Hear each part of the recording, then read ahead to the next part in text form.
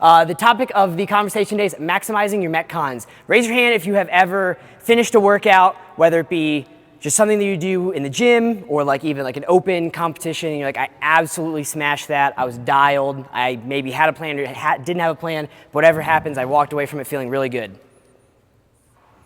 A lot of people.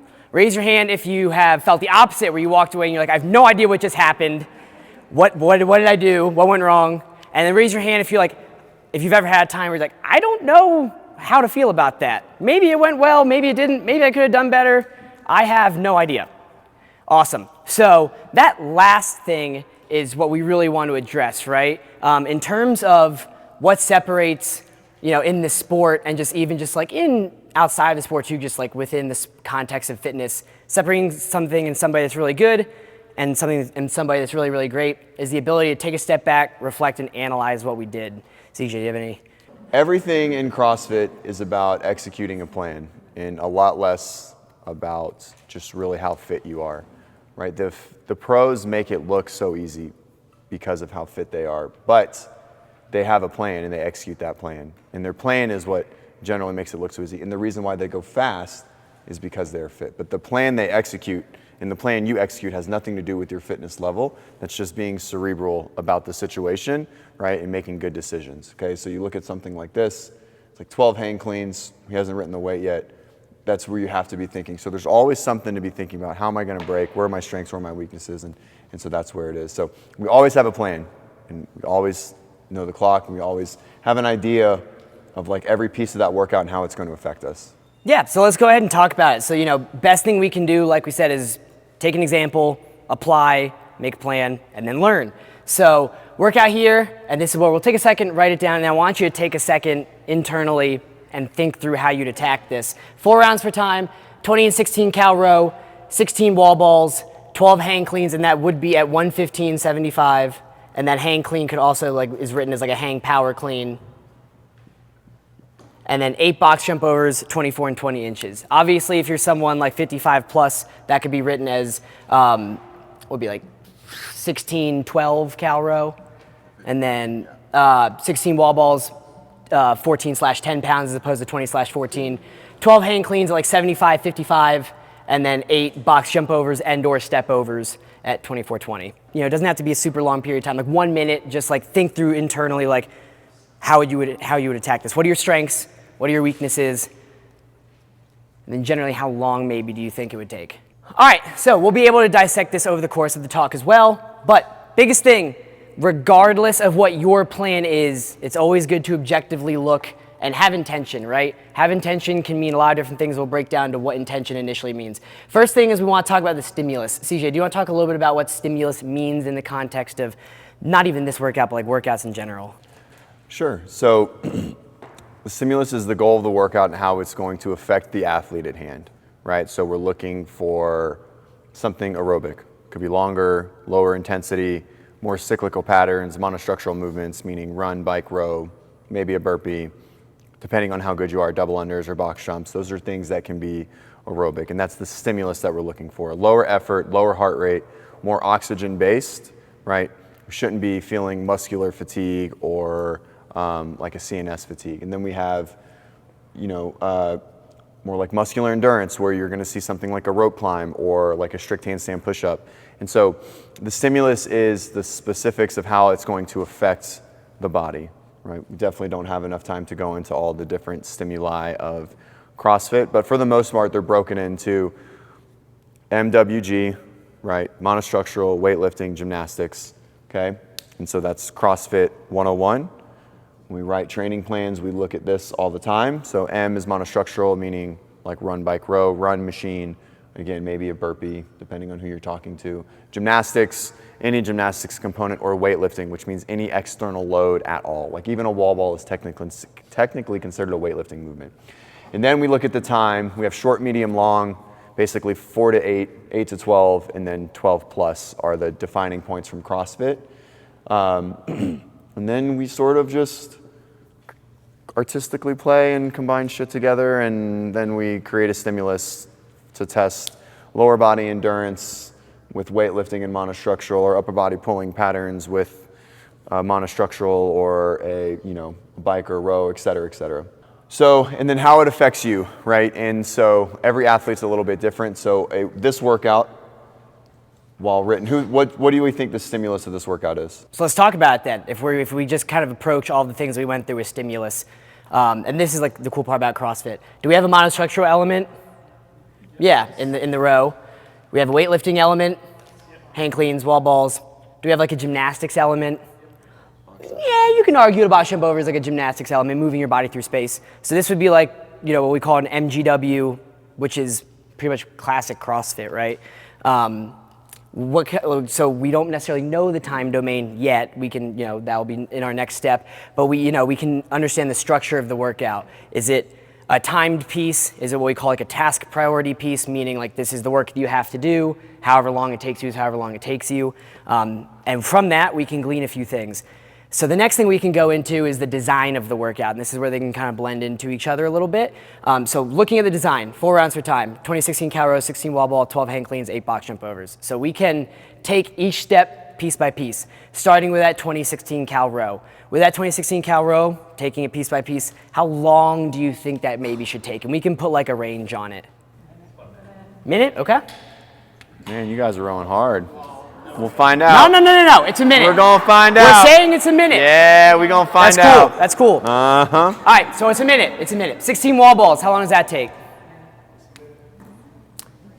Okay, a minute, all right. No, this is all good. 12 hang cleans, how long does that take? Assuming that we're going unbroken, let's just assume we're gonna go unbroken on 12 hang cleans. Yeah, 30 seconds.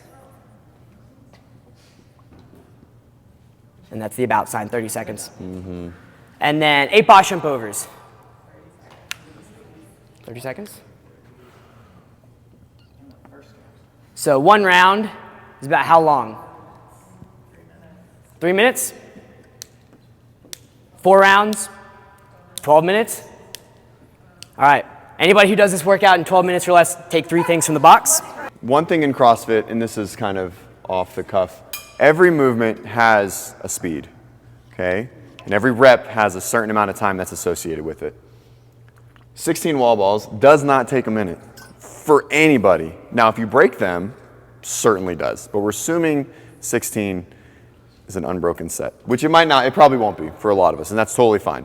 But just in general, 12 minutes would be a very good score, by the way, so let's just be clear about that. But knowing what and how, like, a lot of people know, like, how long, like, how many calories they can row a minute. But a lot of people don't really know how long, like, a burpee takes them and how many burpees they can do in a minute or how many hang cleans they can do in a minute. The hang clean is almost a second a rep. Okay? It's like 1.3 or something like that. The box jump over should be 2 to 2.5, so that's probably close. Cycle rates get really funny here. But the wall ball is 2 seconds and a little bit under rep, so it takes about 30 seconds to do 16. Right? Every movement has a certain cycle rate that you can do it with. And if the weight is off the ground, that cycle rate is really consistent no matter the level of the athlete, except when we get to really fast and they're doing like 3.5 double unders a second or something crazy like that. So if we're doing a box jump over, cycle rate, we want it to be about 2 seconds a rep. That means that you're cycling really quick. If we're cycling it well, right, the box jump should take 2 seconds a rep. Okay, so right? And so that's about 2 seconds. A lot of us aren't going to go that fast. They're going to go something like this. And that's a good pace too, okay? But we have to know what that is, and we have to know how long a comfortable rep takes. That's really important when we're trying to define how long a chunk of work is going to take, okay? The hang clean, but when the bar or when weight is off the ground, we can't slow down the cycle rate because we're going to get more tired, right? Because we're under time, under tension. It's not like a burpee where like you can do 10 burpees in a minute, or someone is just much fitter and they can do 16. If 12 hang cleans is taking you 30 seconds, you're spending a lot of time here or a lot of time here, and that's bad. You're better off breaking it, right? So when the weight is off the ground, no matter the movement, dumbbell snatch, dumbbell cycling, wall ball, hang clean, shoulder to overhead, anything like that, we want to be sure that we're maintaining pretty close to that goal cycle rate or time per rep, or we need to start breaking way earlier, because time under tension is the killer in CrossFit at all times, right? Hanging upside down on a handstand push-up, right? A handstand push-up shouldn't take 4 seconds a rep. It just shouldn't, right? If you are, you might as well just come down and do a rep every 6 seconds. Now you're just way more fresh. You're not like burn yourself out. So anyways, just to be here. So if we're doing this unbroken, this is about a minute. That's a hard minute pace.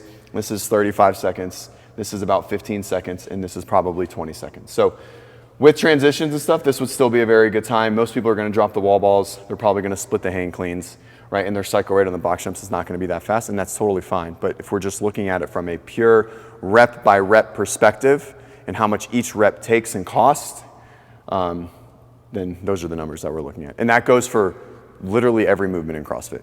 Power snatch, cycling, dumbbell snatch, et cetera, et cetera. Specifically to the burpee, right? Like that's very specific to the level of athlete you are, not the movement itself, right? Our goal, a good goal for a lot of people is 10 in a minute, and to maintain that for whatever it is, and that's a bar facing burpee. Burpee box jump over, and this is just from years and years and years of watching thousands and thousands of workouts, and really more so being a total nerd on the open leaderboard and finding out how long each chunk takes and really looking at like how fast the best do it. Burpee, like a bar facing burpee, so like the deadlift bar facing burpee workout from 22, they were averaging like 19 burpees a minute, bar facing burpees, right? To do it in for 110 reps, yeah. So, you know, it varies for sure, but for you, this is where like, I'm jumping way ahead, the clock is everything. The clock is everything. If you don't have eyes on the clock your entire workout, then you're not analyzing well. Or if you're not videoing everything with a clock on a screen and reviewing it, then we're not analyzing. We can't analyze well. Like you can just look at it and you can go based on feel, but like that's only going to get you so far. So it's a math game at all times, right? This is just a math game, and those who use the clock to their advantage, they understand exactly like what burpee pace they can sustain with a burpee in hang cleans and wall balls. That feels different than burpees and rowing or burpees and double unders. And so now we're talking about an infinite amount of like combinations and permutations of like how each thing, and that just happens, and you get better at that with lots of practice and lots of retrospective viewing your training. Yeah, and that's a really good point, right? In the sense of we just spent an hour and we're going to spend another hour and then more time tomorrow talking about like movement integrity and trying to move really well throughout all of these different components that we do in CrossFit. Having to do that and also worrying about the clock is like virtually impossible, right? So it's one of those things where the use of video is like so important if you're trying to take things to this next level, which like if you want to be a really good athlete, that's what it is, right? I mean, you know, CJ talks about the level of fitness that separates, you know, the top of the top, you know, from people that are trying to get there. And a lot of that is what we're about to get into, of understanding where they are and where they need to go, and then what that differentiation is, right? And that's taking it outside of the context of when they're actually performing the exercise and the workouts, and looking at it afterwards and seeing where they can improve. So speaking on that, like I said, CJ just, you know, spat out a ton of really good numbers of like, this is how long this should take, this is how long this round should take. But the difference between, you know, maximizing a score and then trying to improve for yourself as an individual athlete most of the time is very, very different, which is why context is like of the utmost importance, right? You know, we talk about 12 minutes being a really, really good score here. I would argue today that for some of us, like we might, like, you know, I don't want us shooting for 12 minutes. Movement-based goals can be just as important as trying to get a really, really good score on the board. So let's take a look at this workout, right? And, you know, start to think about yourself in the context of an athlete, of where your strengths are, where your weaknesses are. So what Nelson's about to go over is what I would call like an intra-workout goal instead of an outcome or like a time-driven goal, right? Like everyone goes, they do the workout and they're like, I want to get 8 minutes. And it's like, well, how do you get 8 minutes first, right? Like there's a lot of steps to get to that point. And so when I'm unsure with an athlete, like how well they're going to do, instead of giving them a goal time, which 95% of the time bites me in the ass as a coach because they don't reach the goal, and then they're sad, and it's sad. And then I'm sad, and then I'm annoyed because I like overshot, and now they're mad, and then training goes to shit. And so anyway, so we look at, and what he's going to go over is like intra-workout goals. Like I want to work on my transition from A to B and wall balls to cleans, or I want to split my wall balls, blah, blah, blah, blah, blah. And so we call that intra-workout goal, and Nelson's going to break that down. Yeah, so, and this is the really cool part about programming, about coaching, about being an athlete, is that this is as finite as you want to make it. We're going to go over a few different aspects of how we want to go about this, right? So first things first is addressing where are your relative strengths and then where are your relative weaknesses in the workout. I'll take myself for an example. I am not like the best rower. I'm an okay rower. I hate wall balls. I love hang cleans, and then I love box jump overs, right? So like I can fly here, hold on to these unbroken, and then this is probably gonna hurt to hold unbroken. This is probably, you know, gonna be like what decides if my workout's really, really fast or really, really slow. So if my goal isn't necessarily a time, and I'm just going into training with one of these intra-workout goals, a couple of different ways I can go about it. I know that these are relative strengths, and these are relative like weaknesses. So a lot of times, you know, the common fault that we find in going into things like these are, oh, I mean, 12 hang cleans, I can rock 12 of those unbroken all day. And like 8 box jump overs, I'm gonna be super smooth through those. So like, you know, I'll be smooth on the row, and then maybe I break the wall balls like 8-8 because like, you know, I wanna stay cool, calm, and composed there, and then zip through these hang cleans and do 8 box jump overs in 11 seconds. And then like I am already back to this row, which isn't a great strength, right? So I now have to like go back on it and try and hold on, and you know, this is typically what happens in like the first round, we feel okay, second round comes, I'm running kind of hot, third round, uh-oh, I have no idea what's going on, like why isn't this working, and the fourth round, please, I want this to be over, I don't want to do this anymore, right? So most of the time we take our strengths or our perceived strengths as an opportunity to push and then try and work on our weaknesses, when in reality we should be taking our relative strengths, chilling out on them, and that way we can really hone in on sharpening, whether it be the transition from one movement to another or the actual movement pattern themselves. So like, you know, if it's something to where I can, you know, maybe I do these 8 box jump overs in like 18 seconds. That is a 7-second difference from the number that I said previously. If that can make it to where I don't have to transition slowly onto the rower, I can hold on to good sets of wall balls, and I don't blow up, that 7 seconds over the course of those 4 rounds pays off tenfold, right? So it's one of those situations where first things first, what are my relative weaknesses? What are my relative strengths? And then how can I kind of tweak my relative strengths to help, right? CJ likes to poke fun at me for this example all the time. Who here did 22.2? No, 24.2. Rowing, deadlifts, and 20-minute, 300-meter row. 20-minute AMRAP, yeah. 300-meter row, 10 deadlifts, and 50 dubs. Who did that? Probably most of us. All right. I rode that work the 20 minutes and held that pace the entire 20 minutes at like a 152. CJ, what did you hold for that row? Like a 206. 206. We both went unbroken on the deadlifts, and then I held my dumbbell unders pretty unbroken all the way up until the last round, where I think I tripped like 11 times. Did you trip really at all? Probably once, but no. Maybe once, really. Maybe twice. CJ beat me by like 3 reps.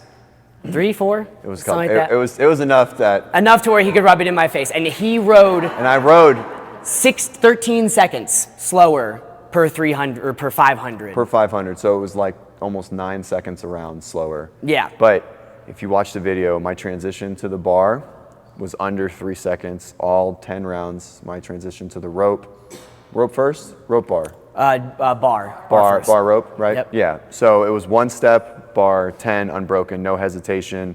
I didn't give a shit about what my back looked like. I just picked it up. And then 1 step over for double unders, same thing. And so you beat people on transitions. And so as we look through this and go through it, I've never been like a really talented CrossFitter, but I am super cerebral, and I can make any workout, and I can turn it aerobic, and I can find pacing, and I can find strategy to make my fitness look way better than it actually is. So you can do that, especially on a workout like this, right? So pace your strengths, use your strengths to recover for your weaknesses. So hypothetically, if this was flipped, right? Because you get on the row and you can pretty much go any pace on the row. You don't really have to like prepare to like row hard or slow. That's the best thing about monostructural movements, is you can use the movement itself to recover, right? That's the best part about running, biking, rowing, and skiing, whatever else, right?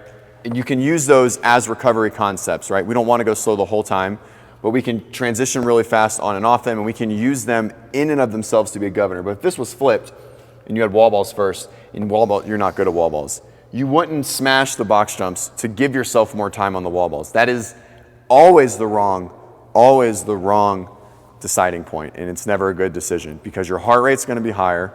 Sure, you gain time, but you didn't gain that much time, right? And I see this the most on gymnastics, mixed with something someone's really good at, right? I hope you're liking this video so far and you're learning a lot about how to maximize your Metcons. Obviously, Coach CJ and Nelson are really, really smart. That's why I hired them. I've actually hired a full team of coaches that are in charge of one-on-one programming. So Coach CJ, Coach Nelson, and several others, they do customized one-on-one programming for athletes all around the world who want to get better. It doesn't matter if you're a beginner, if you're injured, if you're an elite level athlete trying to make it all the way to the games. We've coached everyone with incredible results. If you're interested in working directly with a coach, that means you have someone like CJ or Nelson or all of my other coaches completely customizing programming for you to help you reach your goals faster, then click the link in the description or the top comment, or you can scan the QR code on the screen. You'll hop on a completely free complimentary 60-minute coaching call with Coach CJ himself.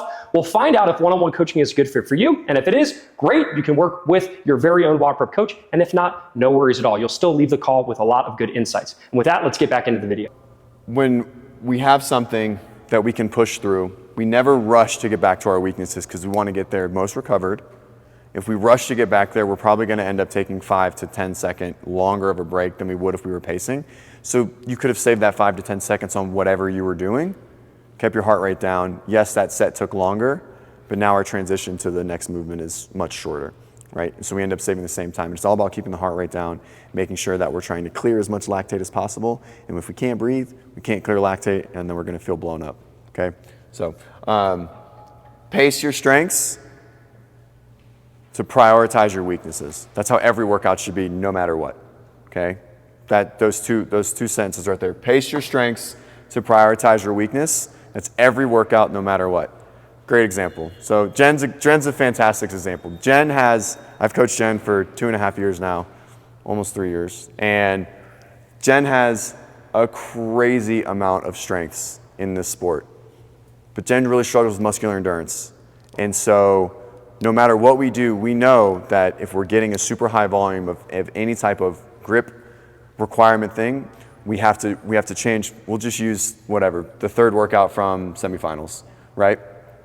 So it was 3 rounds, handstand walk, 30-foot handstand walk, 30 toes to bar, pull-ups, toes to bar, burpees. Right, so Jen's great at every one of those movements by themselves. But combined, there's a lot of grip fatigue, okay? We ended up cheating the system, going to like a knuckles only, and it saved her grip second time. But what we knew was gonna happen no matter what was when she got to the third round of toes to bar, we knew her grip was gonna be gone. And so, huh? Not the second time. No, not the second time. That was but we knew in our traditional way with the burpee, right? Whatever it is, pulling, being in wrist extension on the burpee, blows up her grip, okay? And so we knew that we couldn't push, even if we could push the burpee, which no one really could at that point, but we had to pace it down just to prepare for the final set, especially when you have something that has like a big chunk of gymnastics at the end. It's just all preparation for the final set. I'm an athlete competing this weekend. We had 7 muscle-ups in the final set of a workout, and the whole workout that we did was just all getting ready for those final set of muscle-ups. That's it. None of the other workout mattered. Everything was paced down. Everything was slow. Even her other strengths and weaknesses, we just had to get ready for the piece. And you have to find what that cornerstone of a workout is. For you, it might be the hang cleans. You're like, man, I'm really bad at hang cleans. I know I can only do like 2 or 3. Well, then we don't want to push anywhere else because we want to hold those 2 or 3 on a really, really fast cycle rate. You'll scale, by the way, if it's 2 or 3. It's not the intended stimulus, but in theory, if you couldn't, right? We want to make sure we adjust so that we can keep our weakness as swift as possible. Because if you push everywhere else, but your weakness takes 3 times as long, then nothing happened, right? Now we're just really tired, and now our weakness is even harder. Round 1 is great. Round 1 is always so good, and you're a fire breather, and you're like, I'm gonna fuck this up. And then round 4 comes, and it's like, oh no, you got punched in the face. So every workout, if you're unsure what round 4 is going to feel like, round 1 and 2 should feel like a warm-up, because round 4 will feel the exact same. And if you can make round 4's time and have that split at the exact same as round 1, you've done really, really well, right? And in training, our goal is to always even split or negative split, right? And what that means is we want all 4 rounds of this to be 3 minutes, or we even want it to be like 3:30, 3:20, 3:10, 3. When we're competing, we don't want a negative split. We want to race, right? But hopefully you've done enough practice and you really know and you have a great assessment and a good plan that it's like, okay, we take the risk. We might blow up, that's okay, right? But we've taken that risk and we're trying to get the absolute best score as possible. But we should never be positive splitting training, because that's never going to make us better. It means that we came out too hot, always, right? And now I'm not talking like you went 3:05, 3:10, like that's fine, right? That's totally different, because then you're going to have transitions on and off the rower, etc. But when, like if you go 3 minutes, 3:30, 4, 5, that's a bad workout. Nothing after round 2 was really accomplishing anything except teaching you how to be a slog. You know what I mean? So. Yeah, right. and then this also comes into a really big key role in terms of this context, right? It's like, what time of year is it, right? Are we competing? Is it the open? Is it semifinals? Is it a random Thursday in September, right? Because a lot of that, we talk about, we never want a positive split a workout. Obviously something like this in terms of like the context of training is very much like this could be a competition workout, right? Very like kind of like 4 rounds for time, get the work done. This could be a training piece. This could also very well be written like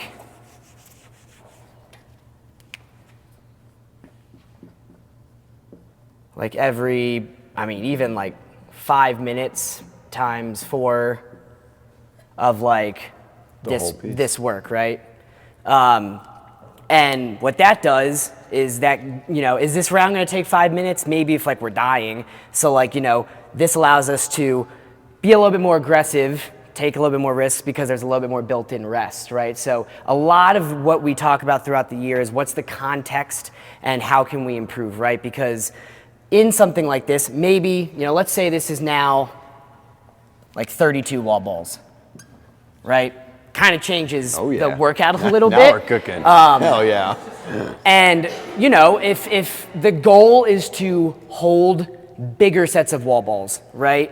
Then it could be something to where maybe like my goal today is to like hold a bigger set of wall balls. Now, if that was the case and like, I'm doing 32 reps unbroken, this probably isn't the kind of workout where, we'd be doing something like that. But for the sake of argument, let's say that it is. We can then take the context of one of these intra workout goals and say that like my goal is going to be able to do these wall balls in 2 sets. Would I do this if this was the open? Probably not. But today this is what I'm going to work on. So the other movements I'm then going to really, really pace, right? Wait. So what are we doing for the other movements? How do we approach the row? Yeah. Right. So let's be more finite though. Like how are we going to be more slow, or like how are we going to be more efficient? Let's say. Yeah. Lower stroke rate on the row. Okay. Okay, that's a strategy. So like lower stroke rate on the row. Let's also talk about 20 and 16 cal row, right? So like we said, that's about a minute, right? So at about a minute, that's what, like 1,200. like 1,200 cals an hour. So that's like 1,200 cals an hour if that's a minute, right?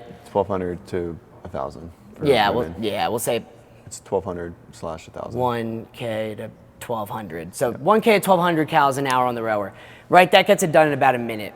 If my goal here is to hold on to 32 wall balls unbroken or to go 16-16, I can probably drop this to like 850 to like 1,050. That's only going to take my row that would be done in a minute and make it what? 10 seconds. Minute slower. 15, minute 10, right? Which is not a whole lot of time. It is, however, a huge difference in effort to be rowing at 1,200 consistently versus rowing 1,050 consistently, right? So, this is where we can really start to understand through experience and through practice very easy ways to be more efficient in other places and have it reap rewards in other aspects of the workout, right? A lot of that comes through the monostructural movements, specifically on machines, right? Your bike, your row, your ski. What else? So we said lower stroke rate on the row and then a little bit of a lower cadence. Does anyone not understand what he just said? Does everyone get it? You can accomplish the same amount of work with substantially less effort on machines. And you should take that advantage, and hence the open workout, right? When you can transition and cut down your transition times, you save seconds and seconds and seconds, because machines are all based on wattage. And if we can reduce the wattage, but only reduce, like when we do calories or even meters, you can reduce your power output by 100 watts, which is a lot, and only slow down by like 10 seconds around, right? And so you can really gain. So we do this with running, with something like a step up or maybe a lunge, like an unweighted lunge, a burpee as well, right? You can just do slower burpees and they're easier, but they're same amount of work. You can't do those things with wall balls. Like you're still gonna have to do 32 wall balls even if you break them, right? And those breaks are gonna get longer, right? But with machines and aerobic or monostructural patterns, you can accomplish the work with substantially less effort, and it doesn't create the same tax on the body. Unlike if those box jump overs were, like you can just do them slower, but you still have to do 8, right? And it's still the same exact effort for each rep, but each rep and each calorie on the row, we can create a lot less effort for. We can just make the whole piece substantially easier, right? So we would slow it down, 850. The effort of an 850, which is gonna take 20 calories, about 1 minute and 20 seconds versus 1200 is night and day. I mean, the wattage is almost double, right? So it's like somewhere from like, I don't know, high 200s to like 350. Is that what 1200? I don't do watts too often. I don't mean either, but but it's like almost half. That's a lot. It's a lot of effort, right? Yeah. It's very, what's the word? I don't know, exponential, Yeah. right, for machines specifically. So we can always use machines to benefit pacing in a workout. Yeah, I mean, another really, really good example. Like who did the open workout this year, the last one with the 50 and then the ending row, like 25.3. Did anybody here, just because of the way they did it, row faster on their first set of 50 cals compared to their last set of 50 cals? Was it 50 cals?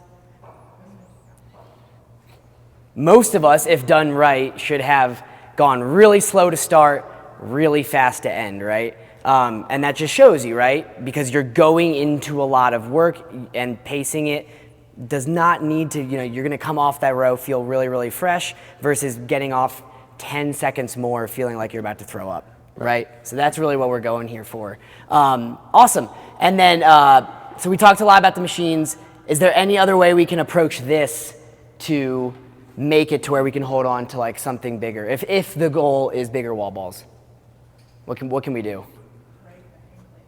Break the hang cleans, right? Like if 12 hang cleans takes, what, 13 seconds? We'll say 14 seconds.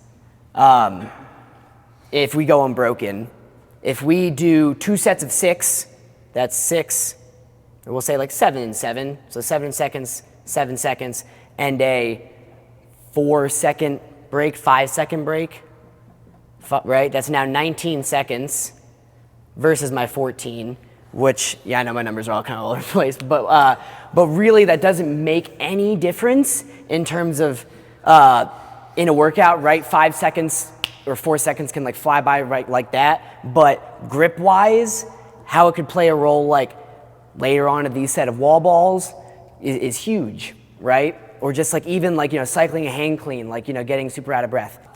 And this is, I would say, somewhat of a debated topic, like, do I take my break in transition or take my break in between movements? I would argue that almost 9 times out of 10, you are gonna be better off transitioning right to a movement and hitting a small set and then resting within the movement than taking what you think is a 5-second break before you step up to the bar and 22 seconds have passed before you put your hands on it, right? That whole like 5, 4, 3, 2, 1 is now like 11 seconds, right? So I would argue like unless it's a really big set that you can hold on to, typically for something like 12, it's not gonna be a big bang for your buck to like go unbroken there.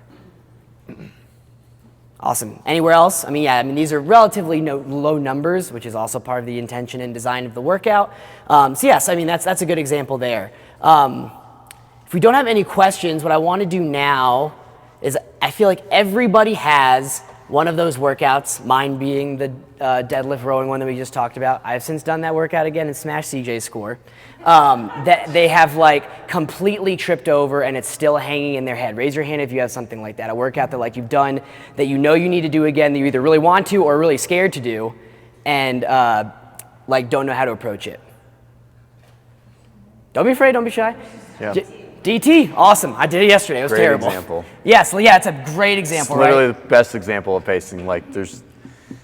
So DT, 5 rounds, 12 deadlifts, 9 hang power cleans, 6 shoulder to overhead. Gosh, I should have had you guys do this workout. And it's prescribed at 155, 105. And this is a cool workout too because it has like a lot of variance, right? Typically we see the majority of like score distributions being like 7 to 10 minutes, roughly, maybe like 11. But like you have people that can do this in like 6 minutes, like under 6 minutes, 5. If you're doing it in like 5 minutes though, like you're almost holding on to it unbroken. Yeah. But yeah, so let's talk about it. If you guys know me as a coach, this is where it is. This is where your ego has to come into check, and you have to know where you are and where your level is as an athlete. If I never drop it, obviously it would not be the shoulder to overhead. Right. We never drop shoulder to overhead, right? Because it's super expensive. Yes. Right? Right. So, what a lot of people do. So, do you just feel like your wrists are long? Is your grip smoked? Is your shoulder smoked? Like what are you feeling? Just breathing out of the world. Okay, great. So, for your example and your question about the hang cleans, like going unbroken, the longer you hold on to a set, the higher the heart rate gets, no matter what, no matter how fast you're doing it, right? So we have to keep that in mind as we're trying to decide like how much we're going to break. This is anything, right? This is even going back to like the workouts we're going to do later. Like, can you do 12 unbroken? Yeah. It's going to skyrocket the heart rate, but 6 and 6 might not. And it might be 5 seconds slower. That's going to keep the rest down, and that's going to, we have to prepare, like we were saying to CPM, is we have to prepare for round 4.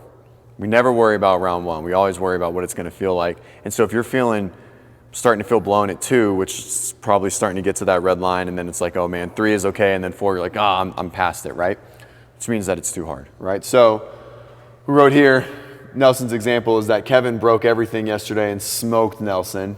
Nelson went unbroken and didn't win. So the options are, we split the deadlift more, and the deadlift is one of the best movements to split because it's easy. It's an easy one to split. The rest between breaks is usually really short. You're not stepping back unless it's maybe really heavy. Singles are not a good idea, by the way. I don't like deadlift singles. It's just in any workout. I think deadlift singles are silly because you can use the bounce off the ground. Okay, splitting the hang power cleans, there's options. You can go like 5-3-1, right? Some people that feel really good in the overhead break it earlier, and then they go like 4 or 6 as well. I don't think that's the play. I think for you, the next time you do it is 6-5, go, and then 4-4-1, and then unbroken. And then see where you get, right? And so when you're looking at it, I could ask you, what are your round splits? Do you know them? No, okay. So, which is fine. They're probably something, do you know what your time is, your best time? Oddly enough, WODify, all of our DT scores are gone. Perfect. WODify is great. Maybe like 8 or 9. Okay. Yeah. 8 or 9 is still a good score, by the way. Yeah. That's still a really good score. But if at an 8 or 9 and you're blowing up around 4, it probably looks something like 110. Then your next round is like 130, and then it's probably like 140, and then it's probably around like 2 minutes, right? And that's going to give us about 8 and 9 minutes. Okay, it's usually what it is. And so what we do is we find a way to slow down round 1, and we try and sustain that pace, right? DT is also a great workout to try to, it's almost an impossible one to negative split. Yeah. But what you would do is, if you were just like hell bent on like, I ain't changing, I'm not listening to him, I'm gonna do this. How you would train it is you would take a round, and then you would rest 2 minutes, and you would hold your pace, right? It's called interval work. If you guys do WODprep programming, you know what that is? All we do, because that's how we get better at CrossFit. We don't get better at AMRAPs. AMRAPs are testing. Always, okay? Unless you're just gonna go into it at 70%, but you see Karen next to you and you're like, I'm gonna beat that girl, I'm going faster, right? And so it's hard that way, right? So we take it and we interval. So we do 5 rounds, 12, 9, 6, and if you're real savage, like I wanna learn how to do TT unbroken, you would do it unbroken, you'd rest 1-to-1 or 2-to-1 or on the 2, on the 3 or whatever it is, and that's how you would practice it. But if you're going to do the whole workout in and of itself, I definitely suggest taking round 1 to like a minute 45, right? Something like that, and then trying to sustain from there. It's still going to be really tough. That's not how you're going to get your best score, but that's how you're going to learn how to get to round 4 and 5 and not feel like someone punched you in the face. Yeah, which I mean, doing DT like in 130 for everyone here, if they're using the appropriate weight, is going to seem really slow. In doing round like 1. a round of DT in a minute 30. Round However, 1. yeah, but if you average 130 for your entire round of DT for 5 rounds, you're doing it in 7.5 minutes, which is a really, really good score. Right? So a lot of times we do DT in a minute or like 50 seconds, and then you have a really bad time. So a few other things too. We talked a lot about the idea of using a machine, right, to give you some inference into how to break things up. Knowing percentages and some other base numbers are really, really helpful too. Take, for example, like this one yesterday. Like, I don't know Kevin's exact deadlift, but it's probably well over 500 pounds. I cannot deadlift 500 pounds yet. But with this, the idea here is if he's, has well over a 500 pound deadlift and it's breaking up 4-4, probably means that I could benefit from doing that too, right? So, understanding how your percentages compared to like your 1 rep maxes play into a workout's really important. Another thing, CJ, do you want to talk about in the world of gymnastics, how to use certain percentages of max sets to play into? Yeah, so with any, all right, this question. Who here thinks they're good at gymnastics? Great. Good. Jen's a great example. Perfect. Jen, how many toes to bar can you do unbroken? Right. So, Jen, how many do we hold in a workout that has more than 25 in a set? 5s. Because Jen has a huge grip weakness, okay? Now, if Jen didn't have a grip weakness, it would still probably only be 10 to 12, depending on the total workout, right? So we're looking at like 20% of the max set. It's okay. Just because you can do, just because you can, thruster 300 pounds doesn't mean that you can hold 185 for multiple reps, right? All right, let's ask another person. Someone else, give me an example. And also just for this too, because I want to see the pens go in here, that 20% rule is like in almost every situation incredibly accurate. Yep. So like that's a number you need to have memorized. And if you don't know what a max set is, that's a really good thing to find out as well.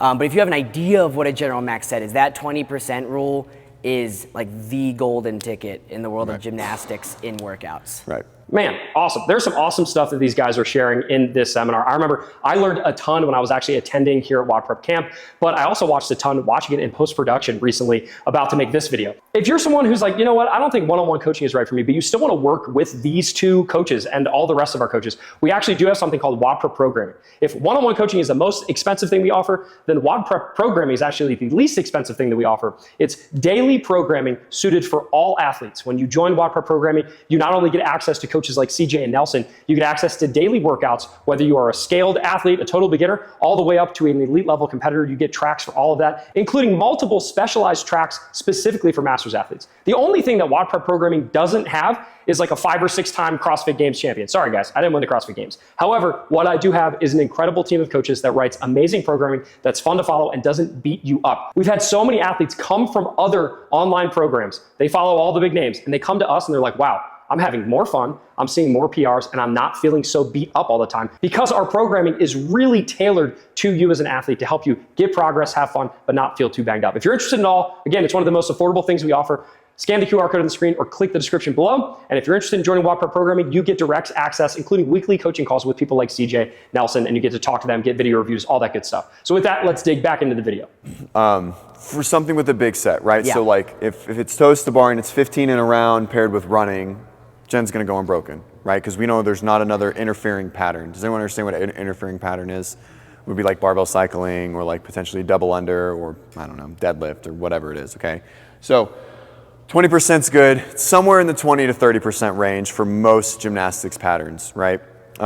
Chest to bars, I can hold, I think I can do 50. And if it's more than 15 in a round, I'm gonna break, right? I'm just not gonna go unbroken, right? And so we're always gonna stay under that bit, and that's 30%, right? So anywhere in the 20 to 30% range, and this is where, not to keep coming back to Linda, big sets, they look so cool, and they are never the right thing unless you just know that you got it, and you're gonna go unbroken the entire workout. That's the only time that big sets are appropriate, but 99 times out of 100, the small sets are gonna win. Where's Ben? Does he leave? Who follows WODprep? Obviously you all follow WODprep. What's the #1 WODprep toes to bar suggestion? Does anyone remember? It's fast singles. Blow my brains out. But it's fast singles, and it works, right? You go to the low bar and you go, right, and then you come down, you go again, and then you do 15 in a minute. But if I told you to do 5 sets of 3 or 3 sets of 5 and you only had 6 unbroken, you're gonna do 5 and you're gonna stare at that bar and you're like, oh man, my feet aren't getting up there, right? So it works, okay? The smaller sets work. Handstand push-ups, same thing, right? But efficiency, moving through, like not wasting energy, getting up and down, but you have to practice those, like those nuances of doing shorter sets and being comfortable doing shorter sets too, right? And a lot of it really comes down to like your ego. It's like, hey, I know you can do 10, but like, should you do 8 in a set if your max unbroken is 10? It's a terrible idea. It has to be a bad idea, right? Like, I'm just gonna do 80%. Well, what's gonna happen when you're done, right? Like, what's gonna happen next? It's all gonna go bad, right? So, okay, let's get another workout. Give me just another example. Yeah, so an interfering pattern means, so like Fran, okay, let's just use the example. Fran is a squat and a press, okay, and then it's with a pull-up for a gymnastics. There isn't a direct interfering pattern, but your grip mostly gets smoked because front rack interferes with the grip because it pushes your wrist into extension. So an interfering pattern, all that means is that one movement in a workout is going to interfere with your ability to do the other movement. Okay, so grip for the dubs and Grip for the dubs, grip for the deadlift, core for the deadlift as well, right? So complementary patterns are things that like usually like C2 bike with like any gymnastics, those are complementary, right? So like, yeah, right. So, oh God, why would you write this? Well, so this workout almost killed me. Can we put another workout on the board? Well, but so this is like a prime example of interfering patterns that you might not even necessarily think, primarily right here. This is an old school workout from like 2014, I think, but they've repeated it a couple of times.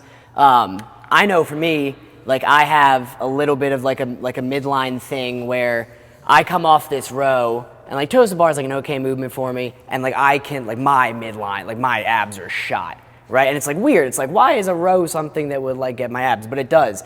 But you know, if you think about it, these two movements are like incredibly similar, right? This is a row. This is also a toes to bar, right? So very much, you know, and then similarly here, like obviously we're squatting, but we're holding our arms up for a ton in this wall ball, and we're then having to pull a ton of times for a clean, and it's like all of this obviously culminates like in a ring muscle up, right? So an interfering pattern are things that either A, look like you're doing the same thing in different ways, or B, like taxing different muscle groups, similar muscle groups, or I guess C, kind of like we talk about, have like a grip component to it or like a midline fatigue component. I mean, you know, you have like sit-ups and like going upside down or like wall walks or something. Things sometimes where things are not exactly as it seems, but you know, a lot of times like machine work can be paired with things like a rower and a power clean. I guess that's so kind of, it's a gray area. It's a gray area, yeah. This was a 20-minute, right? 15. 15-minute workout? Okay, so 15-minute workout with movements that are complementary. They don't really interfere with each other. Maybe a little bit of the press and shoulder if the dumbbell's really heavy, but let's just, for the sake of this, let's just assume it's complementary, okay? Right? So we have a dumbbell snatch, burpee, I swear that's burpee, and then a lunge. Okay, so it's 15 minutes, so it's long, right? 15, so it equals long, all right? And the burpee is a gymnastics pattern technically, but we want to turn a burpee monostructural. That's how we're successful with burpees. always. The burpee should be turned into a cyclical aerobic pattern. If it's not, it's a bad day. We're gonna be laying on the ground, like, oh, what do I do?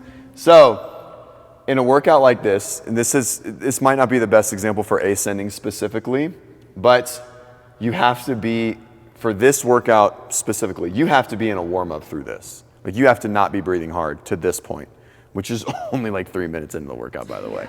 It was so fast, right? So you have to turn the dumbbell snatch. The goal in a dumbbell snatch specifically is, oh yeah, it was a clean and jerk, thank you. You know, certain amount of strokes, you start forgetting things. So it's probably, you probably don't know the background to that. Anyways, so we want to turn that movement cyclical as well, right? We want to try and find ways to make that movement as relaxed as possible so we don't rush it. We try to turn this piece aerobic, right? And so this one from an ascending, there's no bottlenecks, like there's no muscular endurance piece, it's just an aerobic workout. And so you have to keep it that way the entire time, which means you can't race, you can't start fast, you can't push early, right? Whatever pace you're holding here and here, you would have been thrilled to hold that pace in the round of 18 or 21 or 24 or 27 if you're a Savage, right? Or 30 if you're Colt Mertens, and he got faster. So, so we have to turn something like this aerobic, and that's just the movement specific. That's not really the ascending pattern. They have nothing to do with it. It's just the movements. Like if this was 3-3 the whole time, you would do the same thing, right? Like if it was like 15-15 lunge the whole time, like you would still treat it the exact same way, right? You want to find a way to turn the early portion of a workout aerobic. Now, another ascending, give me another example of an ascending workout. 15.1. It was like clean and jerk and toes to bar, I think. Oh, that's great, because there's a lot of muscular endurance there. So that was 3, 6, 9, 12, right? Yep. So it was 3, 6, 9, 12, and so on of power cleans.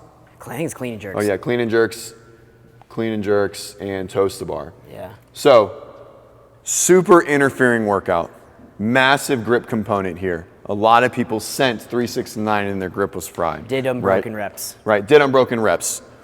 This was at 135. Yep. Okay, 95. So, how many minutes? I want to say it was only like 7. Yeah, it's short. Yeah. So when we see something like this where there's a huge muscular endurance component, we have to start even slower, right? We have to make sure that we're setting ourselves up for success here. The only limiter here was breathing. And again, maybe some shoulder pressing if the dumbbell got really heavy. But for the most part, this was just aerobic. This is not aerobic at all. Like your heart rate is going to be high, but if you can keep your heart rate down and make good decisions early, right? You have to assume whatever you're going to do in an ascending, usually from like if you broke it up into thirds of how long you would go, you want your second third to be where you feel the workout might start, right? So like for here, a lot of people, because it was only 7 minutes, like it was the trick. Like if you wrote 15, everyone would have went singles from the start and they would have paced it really well. But they wrote 7 and they're like, oh man, I got to really rush. And so that's where Dave used to be super creative in his writing, and he was like, ha ha ha, fooled you. And people went unbroken, and that was a real bad idea because then they were doing singles on the toes to bar. So in minute 5 and 6, their pace has slowed down to like 20% of the speed of their 3, 6, and 9 in the round of 15 or 18, or some people got to 21, right? So you find a way to turn the front half of the workout aerobic always, right? You're never reaching failure. You're never over like an RPE 7 or an 8. You're never getting anywhere near failure rep or max reps, right? And that's how you're going to get there. And you basically set a goal of, okay, I need to get to this point in the ascending rep scheme and still feel like my workout is just starting, no matter what those combos of movements are. Now, if it's like the Legends workout from 2 years ago, the qualifier was like, what was it, 9, 15, 21 muscle ups or 9, right, 15. It was 3, 6, 9, 12, yeah, okay. And so that one's different, right? Because there's just gonna be like an ability and a full bottleneck of like ability there. But for the people that did really well, they know they can hammer it and go unbroken. But for me and Jen, that's not our thing. So we had to really pace it down and make sure that we got to 9 and we're still able to do some muscle ups, right? And so it just depends on where the workout lies for you and your ability, but looking at it, setting a goal within the workout, oh gosh. I'll do this workout. gives me nightmares. And finding like, here's my starting point, and it needs to be somewhere close to the 50% way in the workout of how far you think you can get. Yeah, this is actually probably the best example to answer your question, Chris. This is 18.2A. You went into a heavy clean after this, but it's 1 to 10 dumbbell front squat, bar facing burpee, where you basically hit your squat, set your dumbbells down, go to the bar where you'd be doing the cleans later, and then do a burpee over it. In any of these ascending ladders that we talked about, I think that just the main takeaway is like start super slow, right? Like you get to the round of 5, which is, round set of 1, 2, 3, 4, 5. So you've done 5 sets essentially. You've done like less than a third of the work, right? So like ascending ladders suck because like it's so much like jam packed at the end. Descending ladders are so much fun because like, you're fresh and you get rid of the rounds of 10 and 9 and 8, and then it's just like a full sprint down from there. So in general, I think that RPE 7 is a really good indicator of like, if you can get to the round of 7, 8, maybe not even 7, like 8, 9, and 10, 7, 8, 9, and 10, like feeling pretty good and can negative split that is what makes all those athletes really, really good. Yeah. Yeah. Yeah. What about ascending weight? Ooh, yeah, okay. Yeah. Do you have an example? The one that haunts me is the 5 wall walks, 50 double unders, and then I think it was like 15 snatches. Yep. Oh, that's a lot to write out, but yeah, because it was like from 0 to 6, you had to do 2 rounds. Yes, I mean, that's a bit more specific in the sense that has some bottleneck in components of it with, where's your snatch at, where is your like Strict wall handstand walks push-up. at. Well, it turned into strict handstand push-up. Yeah, like where your strict handstand push-ups are. Where do you feel like what haunted you about that? That I could come really, I feel strong in the snatch, really strong on the wall walks, and then just like trash. Yeah, okay. So on the snatches, how did you approach the 15 snatches? I think I like 8 and 7. Yeah, so that's really aggressive, right? So like I came 4 reps, like I did 1 snatch I think at 225, so I came somewhat close to finishing that workout. That first bar at 90, was it 95 for the first bar? Yeah, I did 15 singles, right? Like no point, right? You want to make it aerobic, right? Because like holding on to that bar blows up your arms, right? And then you can't go fast on the wall walks. And then if even let's say that you manage to get through the wall walks, unless you're just like an insane savage at handstand push-ups, you're gonna have a really hard time with handstand push-ups, right? So same kind of thing there, right? Like there is the idea of like, obviously like if it's wall balls or something, you don't want to hold on to single wall balls. But for something like a light barbell, I think that this has been something that's kind of changed in the sport where you're seeing a lot more people have success with smaller singles there. The open workout from this year was a really, really good indicator as well.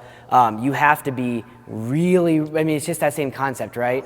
I would assume if you went 8-7, like you're good at like moving a barbell, right? So use that as an opportunity to throttle down, because if you're doing 8-7 and like that was the game plan, singles is gonna be like a piece of cake for you, right? So that can then allow you to, execute really well in other places that maybe aren't as much of a strength as the barbell is. Does that make sense? Yeah. Really good point. Any other questions with that? Yeah. So I think sometimes I hang on to the bar longer is because if you do singles, especially on like a 65, it's like bouncing all over. Yes. All over the darn gym. Yeah, so that is a skill in and of itself, right? Because why is it bouncing? It's bouncing because you're dropping it from here and then you're staring at the bar and watching it bounce, right? No, I usually try to push it down. Well, if you push it down and like you continue pushing it down, it's not going to bounce anywhere, right? That is a skill through like interval training with the bar that is also definitely something that separates those high levels, right? Obviously, you don't want to like catch it off the bounce and like go into your next rep or anything, but I heard someone refer to it as smothering the bar, which I'd never heard of it called that before, but very much a good skill to have in practice, yeah. Because you don't want your bar bouncing around all over the place. Or the other solution is like you get a bar that has dead plates and then it just drops and that's super nice. But not everybody has access to that. If you can't get to a clock, then like pay for WODproof and film your workouts. 3, 2, 1, go. Do a 10-second countdown on your clock, then go. Yeah. it takes effort, right? Like it takes a lot of effort, you know, and that's not what everyone wants, which is totally cool, right? You know, but you guys are here, so you obviously want to get better, and to get better, you have to be super introspective, and you have to watch yourself work out, which people hate doing. They're like, ugh, I hate watching myself work out. I get it. I 100% understand, but that's how you get better. Or you just are super introspective in the middle of the workout. I never rewatch workouts, but I could tell you so many details of every workout that I've done in the past 6 months that like that's just the way that my brain has always worked within it, and I've never felt the need to really hammer videos. But like, you know, like, hey, what'd you do? Like after the workout's done, I can write you a split of a 15 round workout. Like, Don't do that. Like, record your videos. record your videos. Record your workouts. But Watch your videos. but I'm still being interested. Like, you know, Yeah. I'm using the clock to like govern the entire workout, right? And so not everyone is like that. Video your workouts, review it, and then you get more comfortable, right? So. Any other final questions? Awesome. If at any point like you have workouts or like, you know, the workout that we do today or the workout that we do tomorrow, or we're like, hey, we're unsure, I'm unsure how to approach this, like, talk to us. This is literally like what we sit around and nerd about for hours. So we are here for you for that. Awesome. Like on the podcast. That's yes. right. Yeah, do that.